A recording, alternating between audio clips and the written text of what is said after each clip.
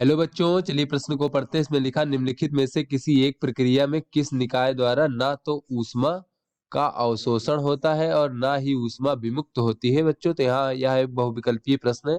इसमें 4 विकल्प दिए गए हैं। ए विकल्प है बच्चों आइसोथर्मल यानी समतापीय प्रक्रिया। बी विकल्प है बच्चों एडियाबेटिक यानी कि रुद्धोष्म प्रक्रिया। और सी विकल्प है आइसोबेरिक यानी कि समदाबीय प्रक्रिया। और डी विकल्प है आइसोकोरिक यानी कि सम आयतनीय प्रक्रिया। तो चलिए बच्चों इस प्रश्न की मूल अवधारणा को समझ लेते हैं। बच्चों इसमें हम देख लेते हैं कि ये सब प्रक्रियाएं क्या होती हैं बच्चों। तो समतापी प्रक्रिया, जैसा कि बच्चों नाम से ही स्पष्ट है इन सब का नाम से कि समतापीय प्रक्रिया यानी कि आइसोथर्मल। इसमें बच्चों इस प्रक्रिया में जो निकाय का तापमान है वो नियत रहता है बच्चों, तापमान परिवर्तित नहीं होता है। तो ऐसे में बच्चों अगर हमें तापमान का नियत रखना है बच्चों, तो जो निकाय में अगर ऊष्मा अवशोषित होती है तो बच्चों ये जो है हमारा निकाय जो है परिवेश से ऊष्मा अवशोषित करेगी। और अगर बच्चों ऊष्मा जो है उत्पन्न होती है तो तापमान को नियत रखने के लिए ये ऊष्मा को बाहर परिवेश में विमुक्त करेगी। बच्चों तो समतापीय प्रक्रिया में निकाय और परिवेश के बीच में ऊष्मा का आदान प्रदान होता है। बच्चों ऊष्मा का आदान प्रदान होता है कि बच्चों तापमान को नियत रखने के लिए ऊष्मा का आदान प्रदान होता है। तो चलिए बच्चों अब देख लेते हैं समदाबीय प्रक्रिया क्या होती है बच्चों। तो जैसा कि इसके भी नाम से स्पष्ट है, समदाबीय का अर्थ होता है बच्चों कि दाब का मान जो है वो नियत रहता है, वो परिवर्तित नहीं होता है बच्चों। बच्चों जब दाब का मान नियत रहेगा बच्चों, तो बच्चों इस प्रक्रिया में भी ऊष्मा का आदान प्रदान हो सकता है बच्चों। निकाय और परिवेश के बीच में ऊष्मा का आदान प्रदान हो सकता है। अब चलिए बच्चों देख लेते हैं कि सम आयतनिक प्रक्रिया क्या होती है बच्चों।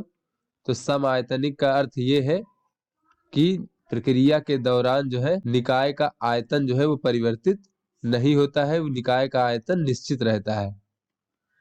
आयतनिक, इसे बच्चों हम आइसोकोरिक या फिर समायतनिक प्रक्रिया कहते हैं। इसमें बच्चों आयतन का मान जो है वो नियत रहता है।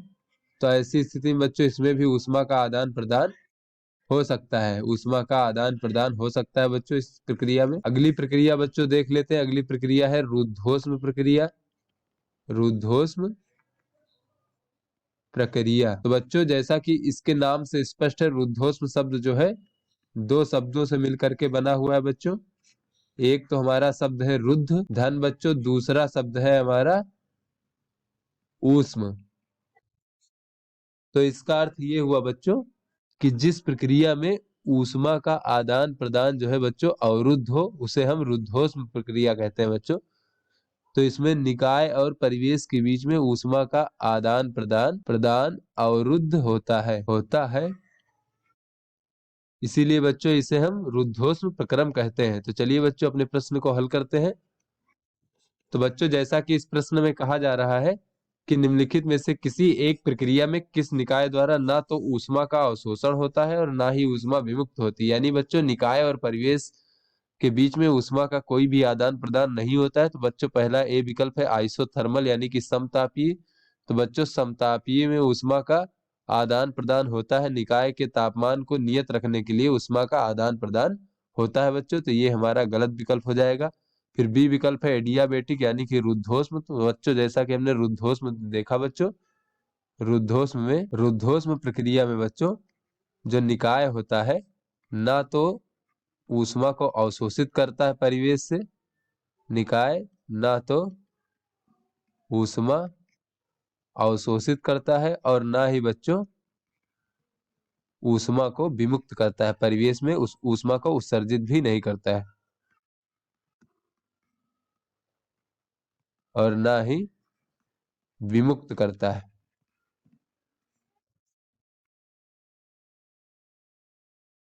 अतः बच्चों ये जो हमारा बी विकल्प है बच्चों एडियाबेटिक रुद्धोष्म प्रक्रम, ये हमारा सही विकल्प हो जाएगा। और बच्चों ये आइसोबेरिक यानी समदाबीय प्रक्रम, इसमें भी बच्चों ऊष्मा का आदान प्रदान हो सकता है, तो ये हमारा गलत विकल्प है। फिर आइसोकोरिक यानी समआयतनीय, इसमें भी ऊष्मा का आदान प्रदान हो सकता है। तो आशा करते हैं आपको समझ में आ गया होगा। धन्यवाद।